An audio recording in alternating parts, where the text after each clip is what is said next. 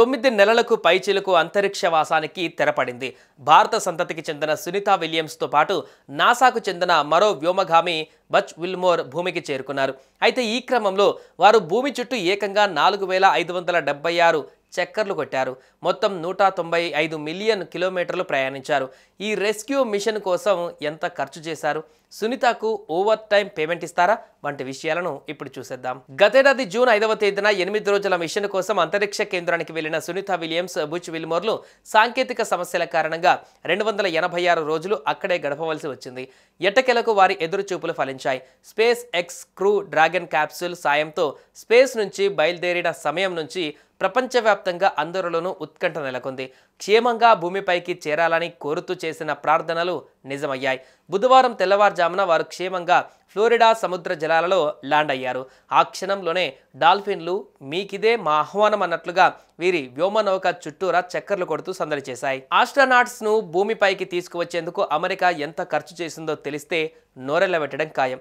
Crew dragon క్యాప్సూల్ను నింగిలోకి పంపి వ్యోమగాములను తిరిగి తీసుకువచ్చేందుకు ఏకంగా 140 మిలియన్ల డాలర్లను ఖర్చు చేశారు.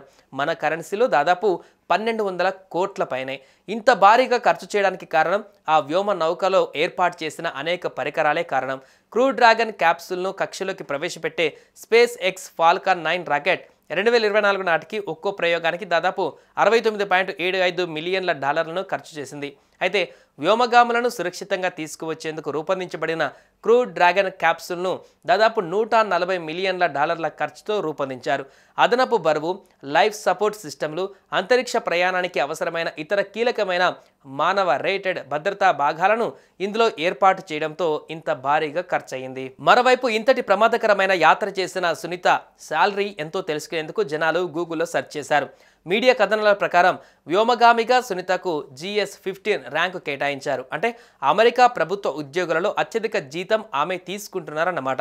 సునీత వార్షిక వేతనం 1 కోటి నుంచి 1.4 కోట్ల రూపాయల మధ్య ఉంటుంది. ప్రభుత్వ ఉద్యోగి కాబట్టి అధిక సమయం పనిచేస్తే ఆ మేరకు పారితోషికం కూడా లభిస్తుంది.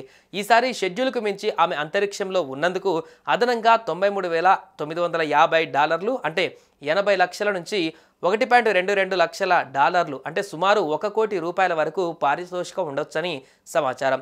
ఇక బూచ్కు కూడా ఇవే చెల్లింపులు వర్తిస్తాయట.